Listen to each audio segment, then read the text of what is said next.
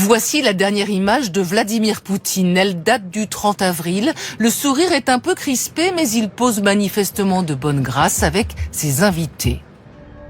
Pourtant, depuis quelques semaines, le président russe limiterait ses déplacements. Selon un rapport des services de renseignement d'un pays européen, le maître du Kremlin aurait peur pour sa vie. Il redouterait une attaque de drone, un complot ou une tentative de coup d'État et de possibles tentatives d'assassinat par des membres de l'élite politique russe. Que dit précisément ce rapport sur Vladimir Poutine? 3 médias l'ont lu, CNN, le Financial Times et Important Stories, un média russe indépendant. Les gens qui travaillent au plus proche de Poutine ne sont pas autorisés à utiliser des téléphones avec Internet. Ils ne peuvent pas prendre les transports en commun, ils sont conduits par des officiers des services de sécurité, et chez eux, ces cuisiniers, gardes du corps ou photographes sont surveillés par des systèmes vidéo.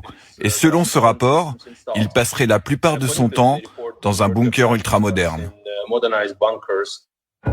C'est dans les sous-sols de ce palais très luxueux sur la mer Noire que se retrancherait de plus en plus souvent le président russe qui a toujours nié en être le propriétaire. À 2 jours de la grande fête patriotique, la sécurité est renforcée à Moscou.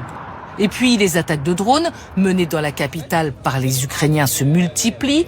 Le défilé se fera cette année sans matériel militaire, juste des troupes au sol. Pour les moscovites, l'inquiétude est là. Ce ne sont peut-être que des menaces en l'air, mais qui sait ce qui pourrait arriver. Donc j'aurais peur de venir pour le défilé, parce que c'est un rassemblement de masse. Et tout peut arriver.